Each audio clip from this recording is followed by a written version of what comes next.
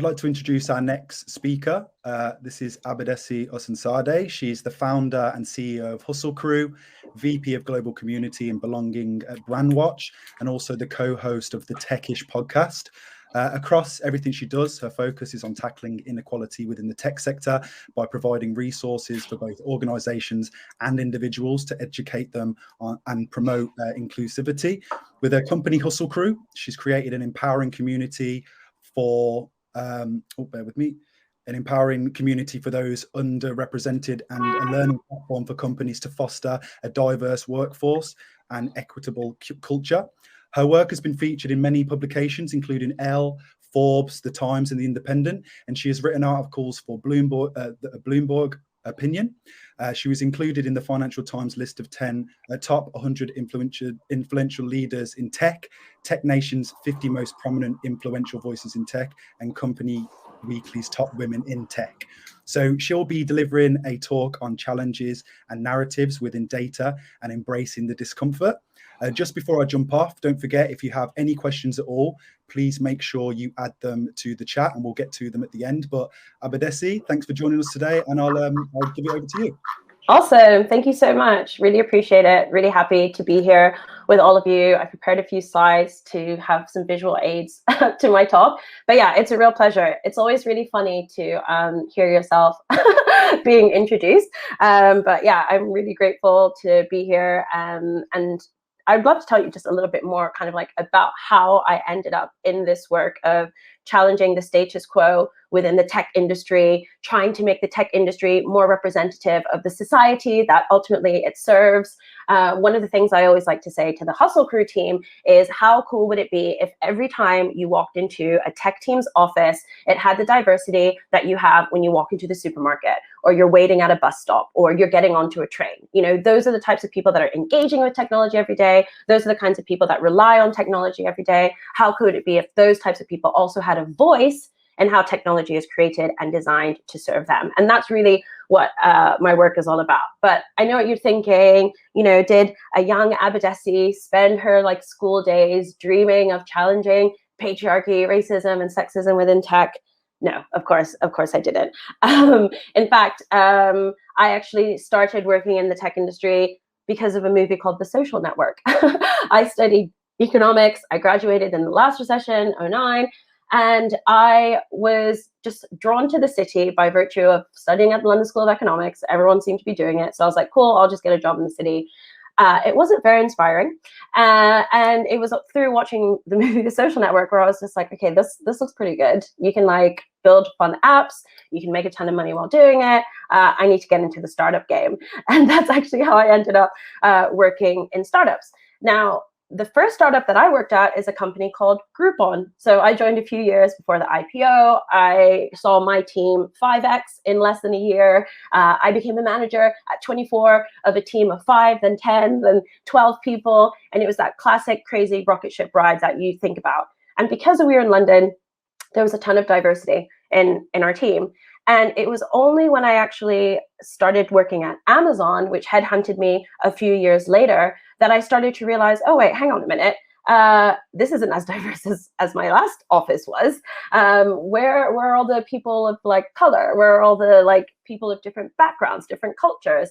I suddenly started to realize, oh, okay, there's probably not as much diversity in the wider tech scene than I thought there was on first impression. And doing a bit more research into this and the actual data led me to realize like, wow, there's actually like a lot less diversity and representation than I thought there was. I was shocked to find out that even though women are half of the population, we're representing less than a third of like the whole tech industry. And in technical roles and research and development, that's even less the case. Women make up around like 1 in 5.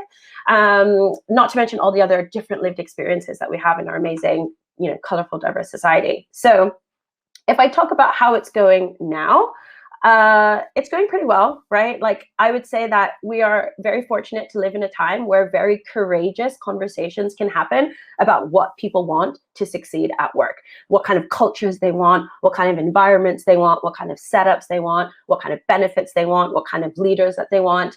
I'm so happy that Hustle Crew plays a big part in doing this. You know, we offer talks, training, events. We create space for conversations to happen about what are the blockers to diversity. You know, if society is diverse by default, why aren't teams? Why can't teams just represent, you know, the diversity in schools and classes, etc.? And we can talk about things like, you know, systemic racism. We can talk about access to opportunities, access to education. We can talk about all the types of bias that exist, which I'm going to talk in detail about in a few more moments. And it's amazing that we live in this time where all these amazing things can happen, and we can like create spaces for communities to come together, for people to learn from each other, build connections, find mentors. And I love that. And I hope that this journey only continues to grow and expand all across the world, all types of regions. I want it to be easier for everyone to break into the tech industry as time goes on, because that's the only way it's really going to be an industry that reflects all of our society's needs. But it wasn't always like this. I wasn't always so positive. Rewinding back to when I actually decided to start Hustle Crew and actually start focusing on belonging work. It's a very important story and explains a lot of why I do what I do. So I mentioned to you that I got my start in the startup world at Groupon. I mentioned that after 3 years at Groupon, riding that rocket ship, seeing the company IPO, and waiting for my equity to vest, I suddenly got headhunted into Amazon. And don't get me wrong, I'm so glad I had an opportunity to like work in big tech. This is back in like 2014. I was in the payments team. We specifically had a payments API that corporations could use to generate Amazon gift codes on demand. I was a bit of a tech evangelist, like working directly between like developers and corporations. It was a really exciting role. It was a great time to learn more about APIs, work in big tech, like have all those processes. But something was kind of missing in that culture. Amazon definitely didn't feel like a fun startup. It definitely didn't feel as dynamic as Groupon. And more than anything, it didn't feel as diverse. And there's like one particular story that I remember that kind of inspired me to look elsewhere. I was sitting at my desk with my colleague, and we were looking at the org chart. And we could see, you know, Jeff Bezos was still CEO at the time. So we could like see him at the top of the org chart. And we could see everyone that reported into him, and everyone that reported into Jeff Bezos looked a little like Jeff Bezos. So we're like, okay, well, like who reports into them? And we looked at the layer beneath them, and we're like, okay, everyone that reports into like Jeff Bezos direct reports also look a bit like Jeff Bezos. And me and her were just scrolling down the org chart until we could like see a woman. Like, when are we going to see a woman? And she was white, my colleague at the time. I was like, I'm not even expecting to see like a brown or a black face here. And it was really disheartening because we kind of thought, why are there no people that look like us up there? Like, is that because there's no space for us up there? Like, do they not want us to be there?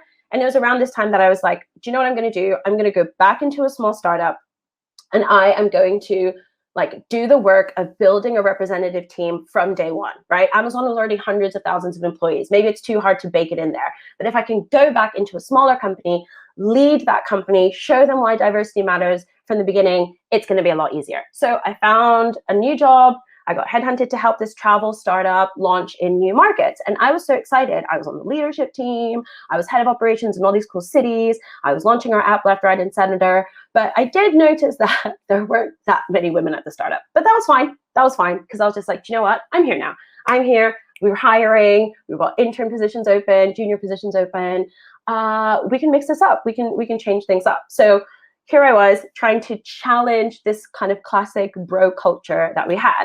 And I remember saying to my colleagues, hey, we've got, 2 intern positions open. It would be amazing if we hire women, right? We need more female energy. It's a bit of a bros club here. And one of my colleagues said, well, we have interviewed like some of these amazing women that you've put forward, but I think we're going to end up hiring the guys because women don't really know how to hustle.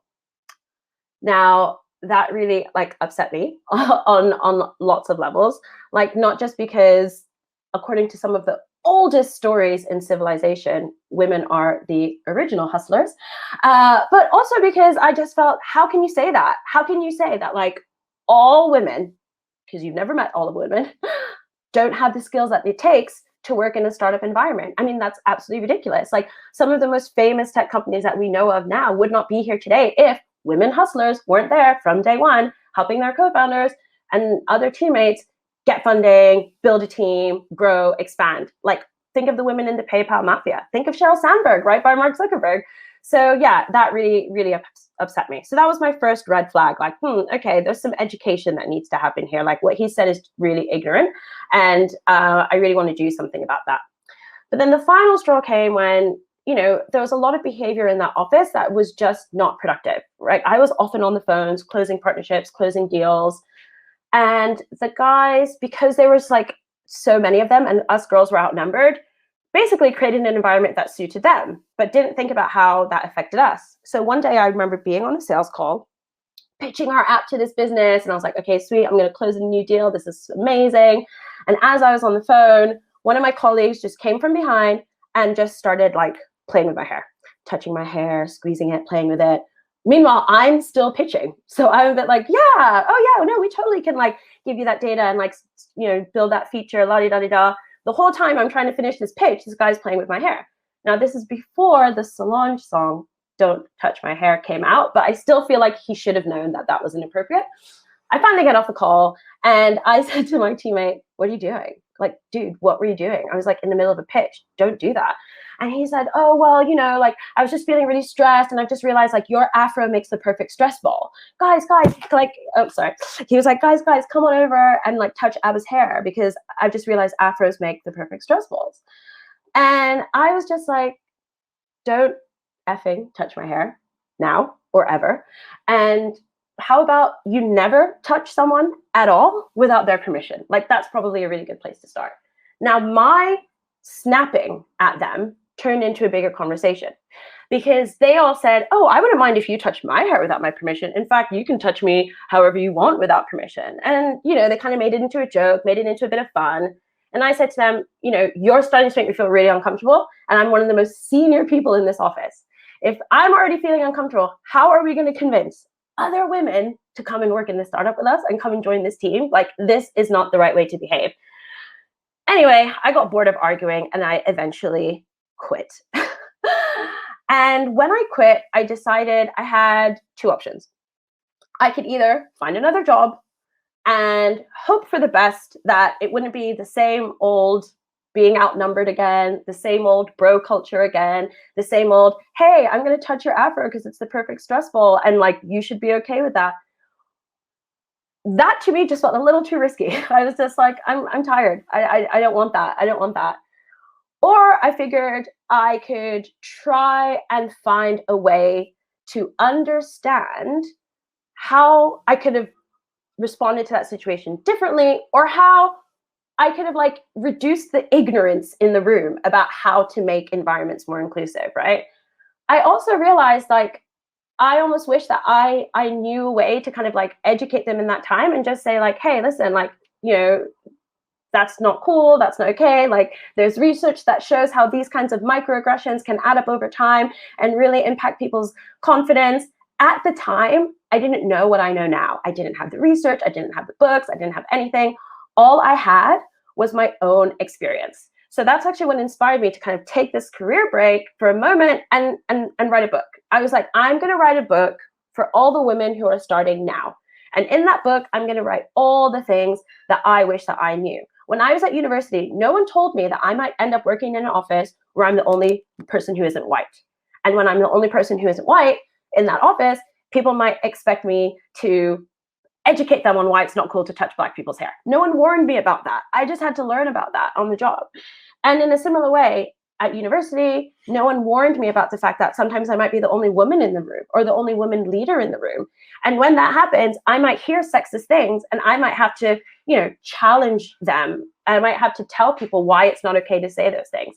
So anyway, the book ultimately was an outcome of like these meetups that I had started running. And these were meetups that eventually turned into Hustle Crew, right? I was like going to the South Bank Center once a month. Like I was like writing about it on LinkedIn. I was like, hey, underrepresented people in tech, like come and like, be a part of this community. We're going to like share our stories. And we're also going to talk about like the companies that don't seem as sexist and racist as the ones we have quit.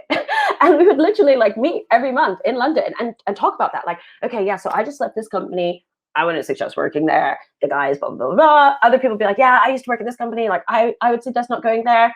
It was like our own kind of like due diligence in a private network, because we can't just go on the internet and start saying bad things about startups, about people. The tech world is so small. So it was like our own way to kind of like keep this information that's so important to us safe and shared with the people who needed it in a way that wouldn't like damage other people's reputations or reflect badly on us. Now, the reason why I think it's so important for us to like think about the importance of stories we tell is because if you think about most of the most popular stories we tell in business, right? Careers books, The 7 Habits of Highly Effective People. This is how you think and grow rich. Who's written those stories? Were those stories written by people that look like you? Were those stories written by people that share your circumstances, your socioeconomic background, your education level, your amount of savings, inherited wealth, et cetera, et cetera? Like in my case, rarely not, right? I was moving through the world being given advice that was shaped by the experience of men. It was shaped by the experience of white men. It was shaped by the experience of rich white men, rich, straight, able-bodied white men, members of the dominant groups. Now, that's great. I'm so happy that it works for them. That's awesome. But it doesn't work for me, right? Because there I was sitting in that startup, trying to close my deal, trying to close my pitch, trying to hit my targets, trying to do my job. But by virtue of having this hair, which is just how it grows out of my head, I can't really change that. I can't control that. I was suddenly having to like deal with like extra issues that no one else had to deal with. And it turns out these were also issues that no one else understood. Because when I said, hey, it's not cool for you to touch my hair without my permission, in fact, don't ever touch me without my permission, it suddenly became a joke. It suddenly became, oh, you can touch me without permission anytime. And I was like, I really feel like we're missing the point here. And this is why I've started to become obsessed with what does the evidence actually say? Like, what does the data say about the state of inclusion in tech right now? And what role can I play in taking away the misinformation that exists, i.e., hey, tech is this amazing place where everyone is welcome to make the world a better place, and instead focus on some very important stories that need to be heard. Well, I mean, yes, tech is this amazing place where everybody can make the world a better place, but don't expect it to be a level playing field, because it's not.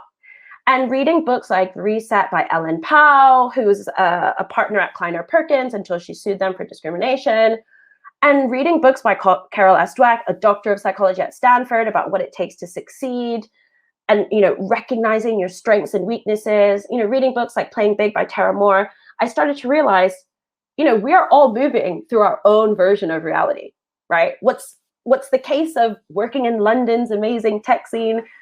For me, Abadesi, the way I look, completely different to what it's like working in London's tech scene for one of my best friends, James, who's a white guy. We both went to LSE, we both started working in tech, we both had very different treatment as we've moved through these spaces by virtue of how we show up, by virtue of how we look. In fact, one hilarious story I always like to quote is we both got job offers at the same time once. And he prepared this email that was like, thanks for your offer, I would like to counter it, blah, blah, blah, blah, blah, plugged in all these numbers and got his offer matched. And so he was like, hey, just copy and paste my template, because this is like, a great thing you can do. So anyway, I copied and pasted his template, sent it over. Within minutes of me sending this email, I got a call from the startup founder who was just like, wow, I really thought you were a team player. I really thought that you were interested in the mission. The team really liked you, but you just sent such an aggressive email to me. I'm not even sure, we still want you on the team. And I just like, how is it aggressive? It's literally just an email that says, hey, this is what you want to pay you. This is what you want to pay. Literally, it just worked for my friend. Oh, I know why it's aggressive, because it's coming from a woman. So this is why I'm obsessed with debunking information about biases and also like the stories that we tell. So here's a really interesting thing. Still, now in the UK, women have fewer than a third of top jobs, which is weird because if you actually look at data, for example, around like university degrees, women get more first degrees than men. We are very, very good in academia. We're good at lots of things, but something starts to break once we enter the career world. Why is that?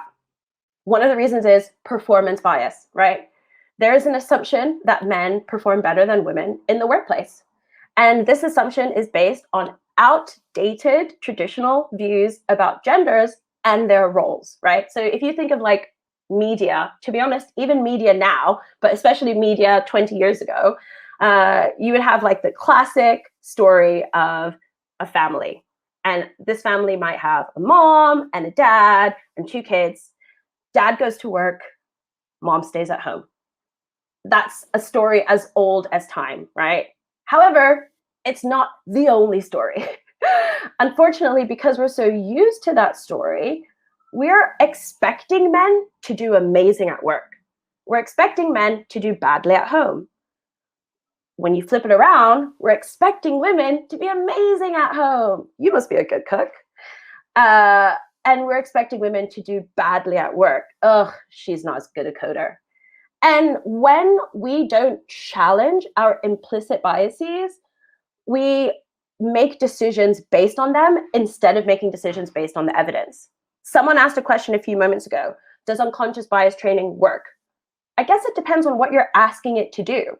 Can we ask unconscious bias training to undo thousands of years of believing one thing about men and one thing about women and one thing about the things we're better at? No, I don't think any training can undo that. But can unconscious bias training work in increasing our awareness of the limitations of our cognitive abilities and the limitations of our decision-making abilities? Yes, unconscious bias training can actually be a really effective way for us to put more scrutiny into our decision-making processes, like who we hire, who we pay more, who we give bonuses to. Because one of the most important things to come out of any bias research is this. Wherever there is ambiguity in a decision-making process, bias will win.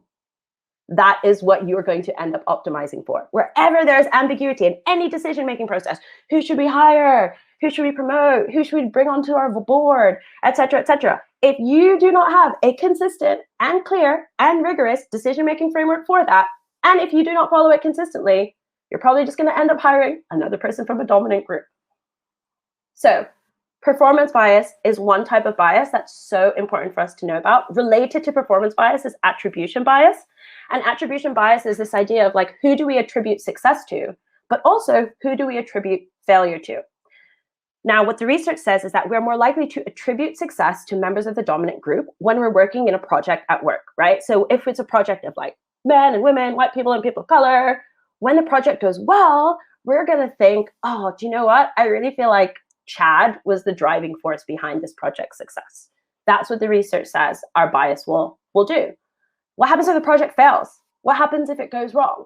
Well, we kind of see a version of this in the media, so it shouldn't be surprising to you to hear that research shows us that when projects fail, members of underrepresented groups are disproportionately blamed for that failure. So if the project went badly, it'd be like, well, Chad was the driving force behind that, so we should probably blame Abadesi for this. Now, again, this isn't happening all the time, everywhere, but if it goes unchecked, it can. Here's another type of bias that you might have heard of. It's the likability bias. And by the way, if you're enjoying the illustrations, I highly recommend picking up a copy of the comedian Sarah Cooper's book, How to Be Successful Without Hurting Men's Feelings. It's a hilarious book that has a lot more amazing illustrations like this. But yeah, likability bias is another way where we can see the double standards at work playing out. So it's this idea that in order for women to be successful at work, they have to be likable. So think about this. If you had to make a decision between promoting 2 people, and one was a man, and he had good performance, and you felt neutrally about him, and one was a woman who had equally good performance, but who you heard was a bitch, who would you promote? You're probably going to promote the guy. And what likability bias shows us is that women actually pay a penalty when we assert ourselves. This is like a really good way to test it. If only I could see by show of hands. This is where if we were together IRL, I would say, hey, men in the room, raise your hands if you've ever been called intimidating. Then I would flip it around and say, hey, ladies in the room, raise your hand if you've ever been called intimidating. Now, what the research on likability bias shows us is that women are more likely to be labeled with terms like bossy, aggressive, and intimidating. And these are words that are rarely used to describe men at work, even though men are also assertive. In fact, it's almost impossible to do any job well, especially as you become more senior, without being assertive in some way. So likability bias research is extremely important to us because it shows us this double bind that women face. On the one hand, we have to be assertive to succeed at work, but if we're assertive, then we're not likable. On the other hand, if we are too likable, if we are too nice, we start to be seen as less competent, which is unfortunately a tightrope that men don't have to walk as much. And we all know that, right? Like, in fact, it's almost like we want brilliant leaders to be not nice. It's almost like the less nice someone is at the top, it's just like, oh gosh, they're so eccentric. Men get to be eccentric, women don't. What's up with that? Oh, thanks, Elizabeth. Yeah, the book is called How to Be Successful Without Hurting Men's Feelings. So one really powerful way for you to challenge likability bias is to ask questions like, would you give her that feedback if she was a man? And I have a personal story that's like super relevant to this. I told you all about, I became a manager at Groupon when I was 24 years old. I was super young. I literally just, had joined the startup about a year ago, and now I was managing like 10 people. But such is the way in startup land. Now we did our first ever 360 reviews, and I received feedback from my team that I was intimidating and aggressive. At the time, we were in a target-oriented role. We were in a growth role. So, I was really pushing my team to get on the phones, talk to our merchants, hit our targets. My manager at the time suggested that I take my team out for lunch and understand from them what it is that I'm doing that's intimidating or aggressive in order to develop. So I said, okay, great plan. I'm going to do that. Took my team for lunch. At the end of the lunch, I said, hey, everyone, listen, I have reviewed the feedback you gave me. Thank you so much. I just need a bit more information to action it. And the information that I need from you is, what is it that I do that's intimidating? What is it that I do that's aggressive? Because I need to understand that so I can do less of it. I need you to be able to approach me and get help from me. And there was a silence across the group. And funnily, one of the guys spoke up and he said, do you know what? I used to think you were intimidating and aggressive, but now I just think of you as one of the guys, and that makes it okay. What do you guys think? And he kind of turned across the group, and everyone kind of started nodding along like, yeah, actually, yeah, now that you say that, yeah, that's true, actually. I just think of you as one of the guys. And they all kind of started laughing and like, oh, problem solved, let's move on. But deep down inside, my heart was breaking. I realized in that moment, there's nothing wrong with what I did. There's nothing wrong with how I've been managing them. What's wrong is that it's a woman doing it. And that is likability bias. It's that idea of like, at the moment you stopped being the role that I expected you to be, lady, that role being smiley, friendly, jokey, up for a laugh, you can touch my hair whenever you want. The minute I stopped being that role, I stopped being likable. And that is how I got that negative feedback. So it's really important for us to challenge that negative feedback that women get and kind of go, would you say that she was a man? What's the evidence for that? Tell me about the time that she was intimidating. Tell me about the time she was bitchy aggressive. Because if you can't, that could just be your bias coming through. We talked a little bit about attribution bias already. So yeah, I just wanted to like remind you kind of like at this juncture that nothing will change unless our habits change. I loved when this meme went viral, how it started, how it's going. All the celebrities jumped onto it. Here's like one of Elle Goulding, pop star. She started playing very small gigs, charity fundraisers. Now she's playing sold out venues, some of the largest venues in the world. There's no such thing as overnight success. There's no such thing as overnight change. It's the habits that create lasting change. And that's why when people say like, unconscious bias training doesn't work, unconscious bias training doesn't do anything. Yeah, of course it's not going to do anything if you're expecting one workshop or even 2 or 3 workshops to change an entire society designed through the lens of men for the male experience, or through the lens of white people for the white experience. Like, we're fighting against thousands of years of civilization and history. Of course, one workshop isn't going to change it. But if you build the right habits on an individual level, all those individual actions add up to group level actions. All those group level habits build up to institutional actions. All those institutional changes build up to a new society. So this is why I'm now going to talk a little bit about the habits that we can create to support inclusion, to make environments more representative. The first one is listening. Most people are only listening to the stories that reinforce their beliefs, reinforce what they already know, and for the most part, reinforce the status quo. Maybe you need to stop doing that. Maybe you need to actually have some compassion when listening to the stories of people who are different to you, listening to the stories of people in other teams, people in other roles, people in other regions. And this idea of compassionate listening is listening from a space where you believe that person, right? It's very easy to listen to something. You know, I have a husband, I'll be listening to him talk about something, I'm already preparing my response.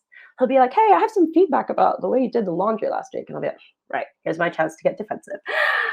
Compassionate listening is just like, do you know what? Let me just put myself in your shoes for a minute and actually hear what you have to say. And when you listen with compassion, you start to hear things like the emotions that person's feeling, like, wow, you're really angry, or wow, you're really upset. Okay, what can I do to support you? What can I do to help you? Compassionate listening is the kind of listening where when that person touched my hair without my permission, and I said, hey, don't touch my hair without my permission, he didn't turn around and say, like, you can touch my hair without my permission. Instead, he would have been like, oh, you sound quite upset. I'm sorry, I didn't mean to upset you. You know, that's the compassion piece. It's not just listening, it's like really opening up your heart to that person and recognizing what they're feeling and what they're saying. Another helpful habit that we can all practice is empathy. Now, for most of us, we're like, I have empathy. Of course I have empathy. What are you saying, Abadesi? Are you saying I don't have empathy? I'm sure you have empathy, but are you turning your empathy on at the right times? Or are you only having empathy for the people like you or the people that you like or your friends? Where does your empathy go when people are giving you constructive feedback? Where does your empathy go when people are saying things you don't want to hear? Where does your empathy go when people are saying things that even make you feel uncomfortable? Are you like empathizing enough to sit in that space of discomfort? Or does your empathy suddenly like drop and you're like, okay, I need to check out this conversation. I don't like what she's saying over here. I don't like that, right? Like if you really want to champion inclusion, make teams more representative, create psychological safety, trust, you got to be showing that empathy all the time to all people. That's how you build that trust. That's how people know, wow, they're a good person. They have integrity. I like that. The other habit that you need to think about is curiosity, right? I cannot imagine what it's like to be in someone else's shoes other than my own.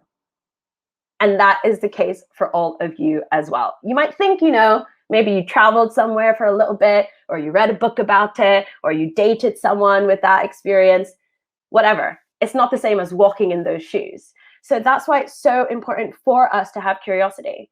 And I get it. We're all intelligent people. We're working in tech. We have to make assumptions all the time. We have to generate hypotheses all the time. But when it comes to people, if we stop being curious about people and make assumptions about people, our bias will win and our prejudice will win. And those assumptions can be dangerous. Those assumptions can stop us from reaching our diversity goals, but those assumptions can also like hurt people, like really leave lasting damage because we assume a certain thing about someone, we talk to them a certain way, we treat them a certain way. They might be telling that story of how we hurt them 10 years down the line. But staying curious to people's experience, what they're like, who they are, you know, who's that person under that hijab? Who's the guy behind that afro? You know, who's the person in that wheelchair? I don't know, but I'm curious to find out. That's how we build a better society. That's how we create more inclusive teams. The final helpful habit, and this is one that whenever I like tell people about this, they're just like, are you sure? Are you sure, Abadesi? But yes, I am sure. The impact of your words and your actions matters far, far more than the intentions. When that person came over and started playing with my hair while I was trying to close a deal, he didn't intend to upset me. He didn't intend to ruin my sales pitch, right? He didn't intend to make me leave that company. But quite frankly, it doesn't matter what he intended to do. What matters is that he did, right? I'm still here telling the story today. I quit that company because of that, plus many, many other incidents. Now, often when we mess up at work, when we make someone feel bad, when we like put our foot in our mouth, the first thing we do is like, oh, I didn't mean to do that. It doesn't matter if that's not what you meant to do. What matters is that you did it. So instead, be like, wow, I understand the impact of my actions. Apologize, make it better, do what you need to do. If anyone has any questions about helpful habits or how to put them into practice, please put them in the comments. I'm appreciating all the positive vibes. Denisa, Shiva, appreciate you. Thanks so much. Keep them coming. Okay, so we've talked about what are the helpful habits, right? These are the things that we can start doing today and talking to our team about, talking to our friends about. That's so amazing. What do we need to stop doing? What do we need to do less of? Here are the unhelpful habits. So unhelpful habits, making assumptions. Like I said, it's very easy for us to assume, oh, she doesn't want to work on this project. She hates working in JavaScript. Oh, he doesn't want to work on this project. He's already too busy. Oh, we shouldn't ask if she wants to come along, to this social. She's got kids. She won't care. Making assumptions is so dangerous. Making assumptions is the easiest way to make someone feel left out, to make someone feel less important, like they don't belong, like their voice doesn't matter. So if we can stop making assumptions, and also like when we're in a group making decisions, oh, let's hire them. Oh, but I just don't know if they've got the right skills, blah, blah, blah. Do you know that? Like, do you have the evidence for that? Or are you just assuming that you don't, right? People who are in underrepresented groups, people like me, people make assumptions about people like me all the time. Do you want to know the number of times when I worked at Amazon, or even in that travel startup where I was literally like leading the app in certain regions, the number of times I would walk into a meeting and people would say like, oh, okay, cool. Well, we'll just wait for Abadesi to arrive. And I was like, I am Abadesi? Like, oh, you're the key account manager from Amazon. I'd be like, yes. Oh, okay, cool. Sorry, we just weren't expecting you. What were you expecting? Also, like, I feel like Abadesi, I mean, come on, you're expecting someone exotic with that name. Anyway, assumptions are so dangerous. And even now, I work as a vice president in a tech company, and there are times where, people just like meet me like at a tech event or whatever, and they're like, oh, so what do you do? What do you do? Oh, like, what were you working at? And assuming that I'm junior or assuming whatever.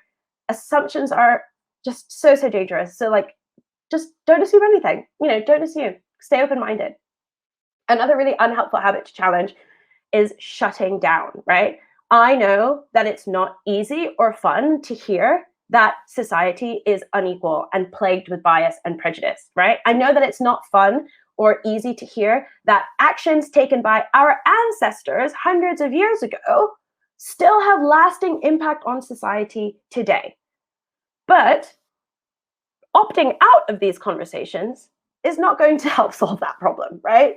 It might make you feel a little better for a while, but you're just delaying inevitable feelings that you eventually have to feel. So don't shut down either yourself or shut other people down when they're talking about the things you don't want to hear. Stay open-minded, tap into that curiosity, and keep learning. That's why I put lack of curiosity here as well, because in tech, I do notice like a lot of hypocrisy. We like to say things like, oh my God, like tech is so innovative. Like, oh, work in tech if you're really innovative and you're really smart and you're really progressive and you're really this and you're really that. And then as soon as we start talking about things like, oh, how to like increase representation of women or people of color, or people with disabilities, or people with LGBT+, we start saying the same old stories like, oh, it's a pipeline problem. Oh, it's a this, it's a that, it's whatever. I was like, oh, what happens to all of that like innovation and progressiveness? Oh, what, we can only apply it to the problems that are interesting to us personally? Surely we should be in this place to make society better, literally for everyone, not just men or like able-bodied men or like rich white able-bodied men. That doesn't make sense. And I feel like we have enough evidence out there to show that the people at the top of the biggest tech companies are not really trying to make the world a better place for us. They're just trying to make enough money to conquer space or whatever.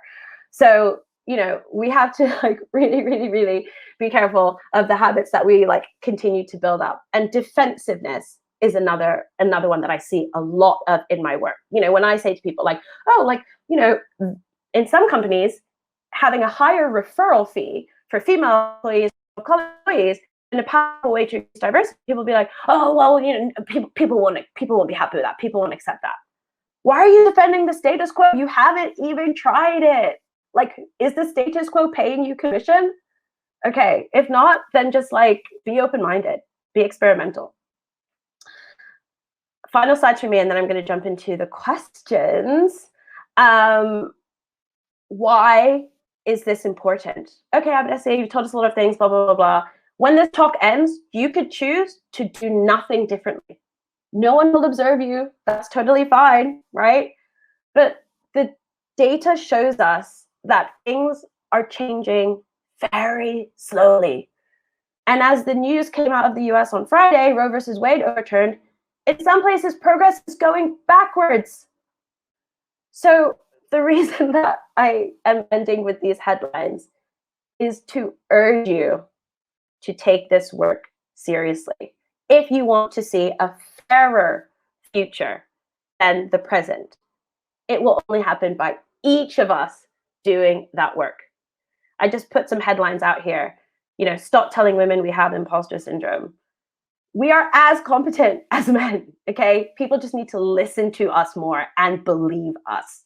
Just start believing us. That would really help. We're as confident as men too. If we didn't keep getting interrupted, as the research shows, if we didn't get our ideas heaped by men that then get credit for them, as the research shows. And when it comes to things like asking for more, negotiating, we do. I literally just told you a story minutes ago about how I asked for money in the exact same way as my friend. He got the money, I got the telling off.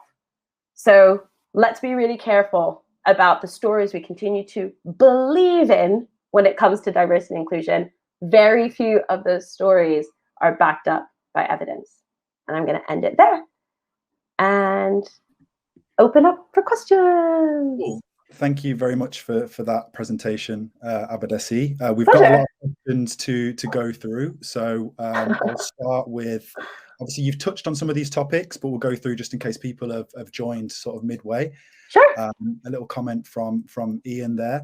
In regards to, so how do you think we can improve diversity in more senior levels of tech? We have a lot of entry level to mid, but not many in senior. Yeah, I think this is really interesting, and I think there's layers to it. I think at some point, legislation will have to come in place that mandates for a certain type of diversity at board level, and then a certain type of diversity at chief exec level, because it's very difficult to do things differently, and there's no real incentive for people at a chief exec level to not just keep hiring their mates or their mates' mates or people that they've worked with in the past. And in many industries, especially like tech, a lot of people that have had uninterrupted tech careers for 20 plus years tend to be men, because they didn't have to take a career break. They didn't have to go support dependents like kids or anything like that. So on the one hand, a change in legislation would accelerate that massively.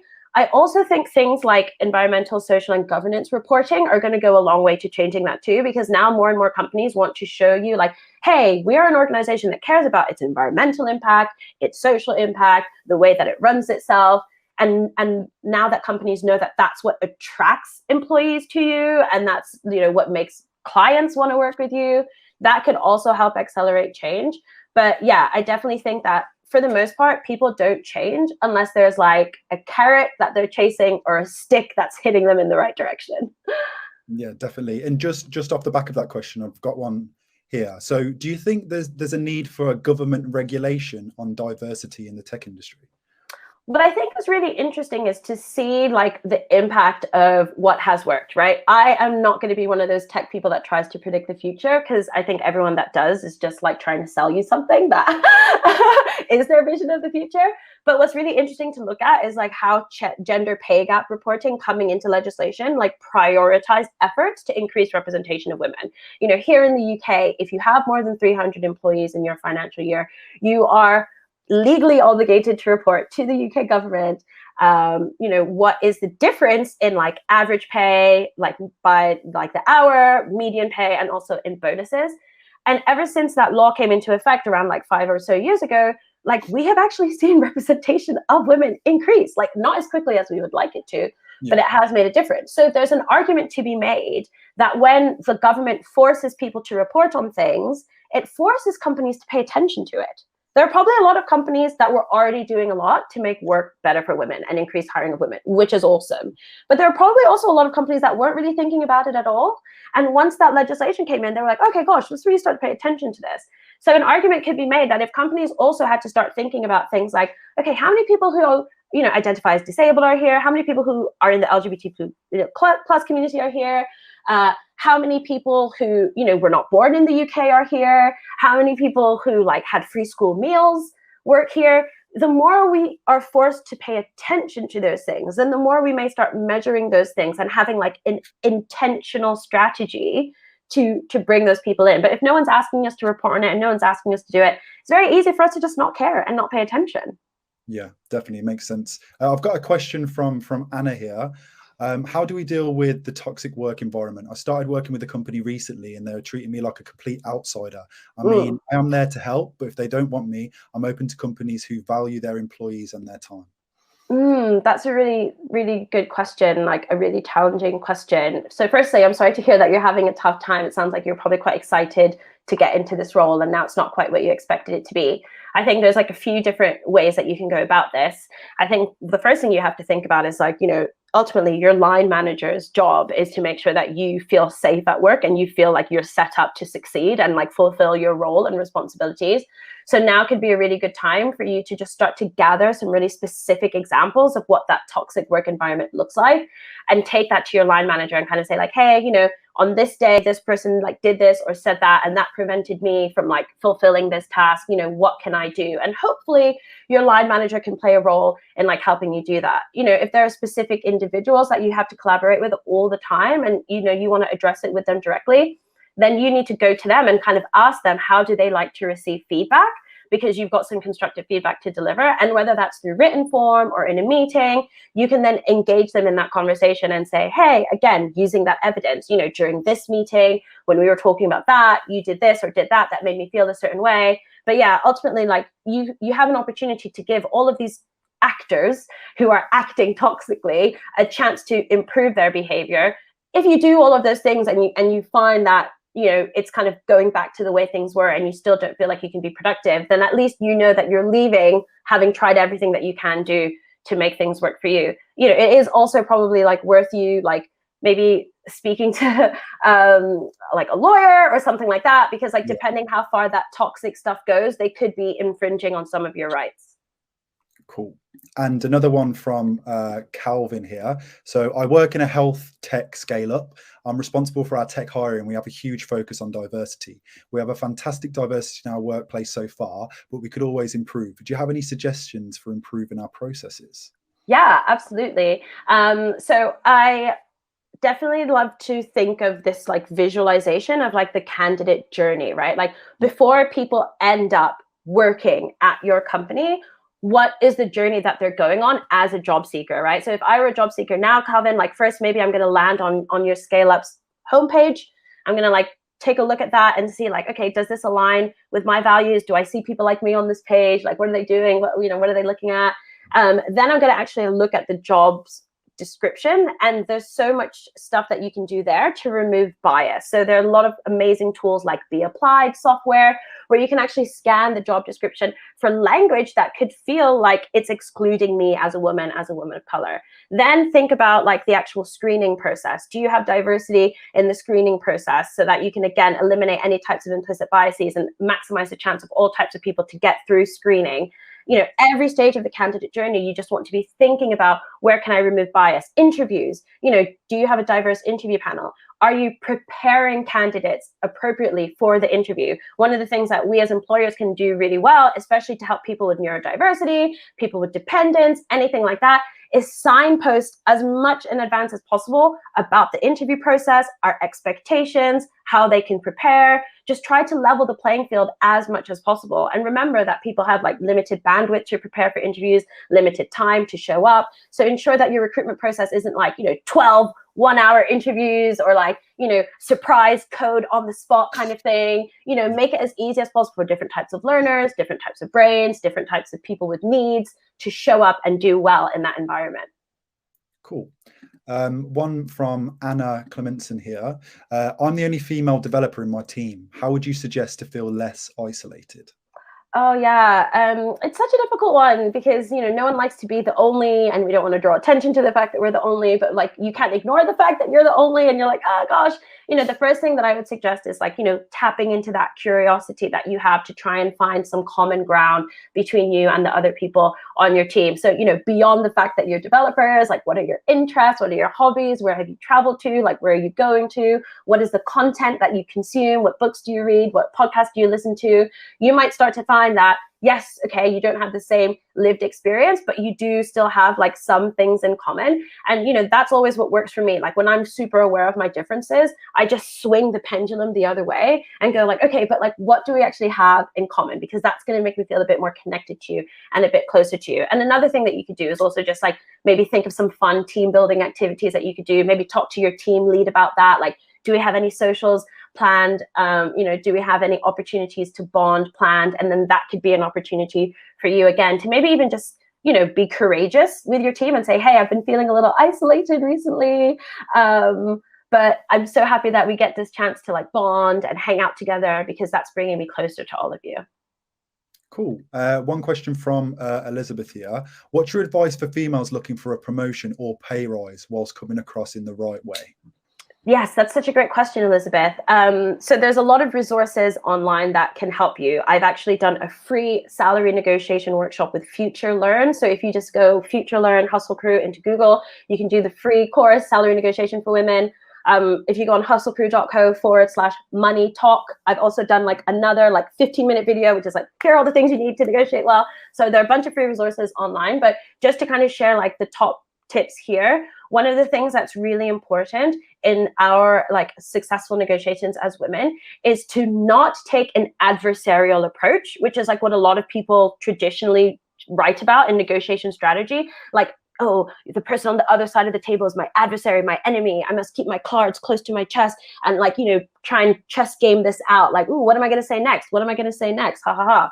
That doesn't work for us. Instead, we need to take a very collaborative approach. So we need to say to our line manager, as soon as we have the idea, like, hey, line manager, you know what, like I've been reviewing like all of the evidence of my achievements. I've been reviewing how my role has grown. And I've realized that like, I would really like to increase my compensation soon. And I just want to let you know, like, when is the best time for us to chat about it? Should we chat about it like at my next review? Should we chat about it like at the beginning of the year? Like, get your line manager on your side to like start building up to that conversation. Then do the work to make it easy for your line manager to say yes, and for your line manager to then go to their boss or HR or whoever and get that approval. So build up that one pager, that document, whatever it is.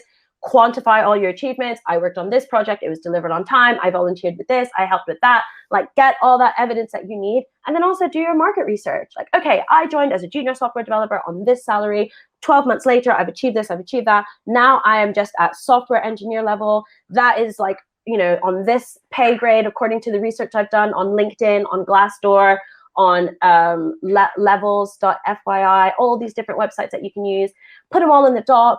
And then you can go to your line manager and be like, hey, are you ready to like review this compensation doc with me? And then when you finish that conversation, say to your line manager, like, I know you're on my side. What do we need to do to get finance to say yes? Cool. And one from earlier, can you tell us some more of your career highs and career lows as well? How long do you have?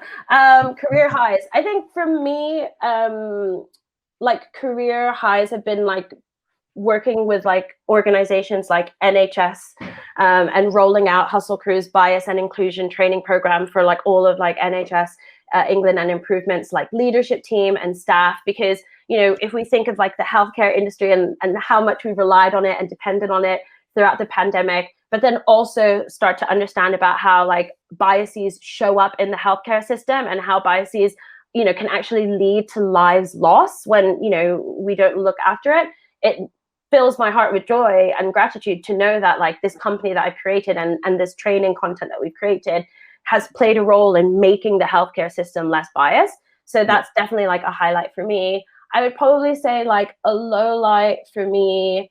I mean, I just feel like Friday's news is so front of mind for me, like Roe versus Wade being like turned around, like that makes me really sad. You know, I'm a woman, and you know, knowing that I might not have control over my body or like contraception and stuff like that, I might not be able to have like done the work that I've done today. So yeah, that's like a real low light for me. Cool, yeah. And obviously you've experienced it. It's really hard to succeed as a woman in the tech industry. Have you seen a shift in the industry since you've been part of it, and where do you think the industry is heading? I've definitely seen more space for uncomfortable and difficult and courageous conversations like this, like the one we're having now, to take place. And I think that's absolutely incredible. I don't think there's ever been a time in history where that hasn't happened.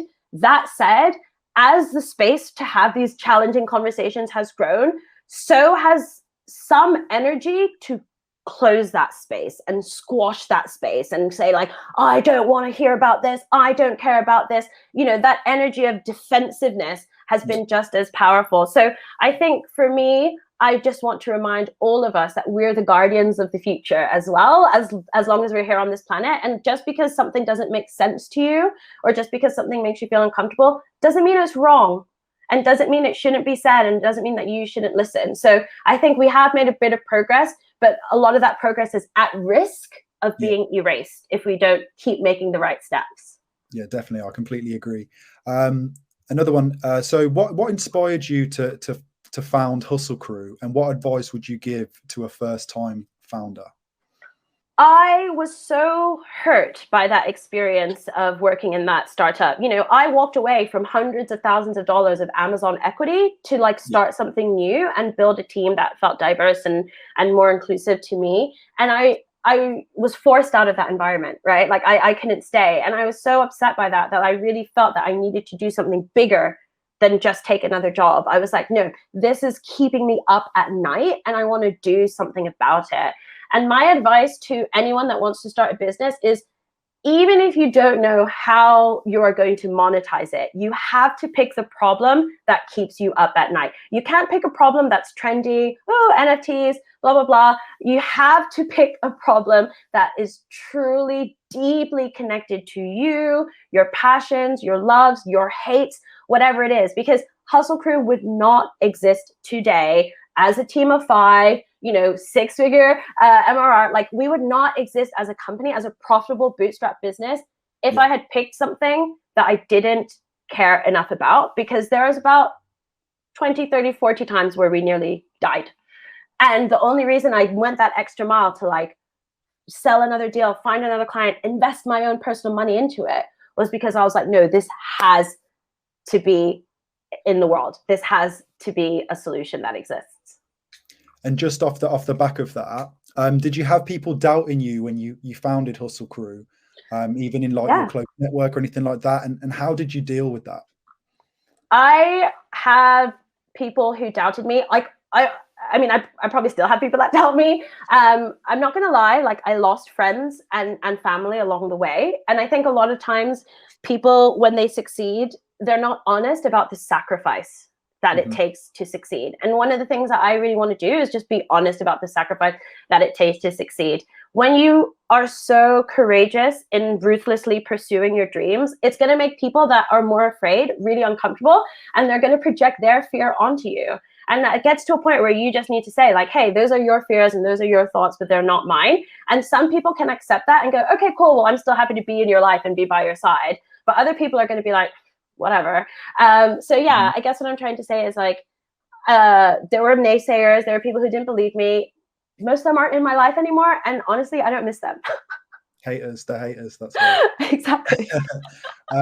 So we've got a question from Quasi here. Any advice for senior tech positions who are dealing with imposter syndrome? Yes. So this is a great question, because I found myself in a vice president position at a global tech company less than 2 years ago. And that for me was like a big transition. I had never been in a vice president role. I'd never been working like that closely with chief execs in such a large company. So one of the things that has been so powerful for me is to create a group of peers outside the company, right? So what I do is like, I'm leading on like belonging and like community stuff. So I have a peer group like on WhatsApp. We also like have an email thread. We also like meet in person sometimes, of other people who are like a chief diversity officer or like a chief community officer or whatever it is. And I can speak to them whenever I'm like feeling down, feeling low, or even just stuck on something like, hey, what's going to be your response to Roe v. Wade in your company? Like, let's chat it out. Let's talk it out. A lot of the times we have the same issues, the same insecurities, the same problems. And that's really helped reduce my imposter syndrome, because I've just realized, you know what, like we're all just doing the best that we can with what we've got available. We don't have all the answers, but having that external peer group is so powerful. So do that work, like reach out to people through LinkedIn, through Twitter, through whatever, and say like, hey, we're peers. Let's stay connected. Like, let's build a chain of communication and like keep each other, supported. Yeah, definitely. Well, Abadesi, we're running out of time now, but I just want to say I really, really appreciate your time today. It's been a super insightful and impactful session you've had at DevLab. I just want to say to the guys with questions, yeah, we can get to those questions later on, or we can reply in the future. And we also have pre-recorded on demand. So if you've missed any of these live sessions, they'll be available after the DevLab session today. But yeah, thanks again, Abadesi. Yeah, please stay connected. I'm on Twitter, LinkedIn, all that stuff. Find me at Abadesi.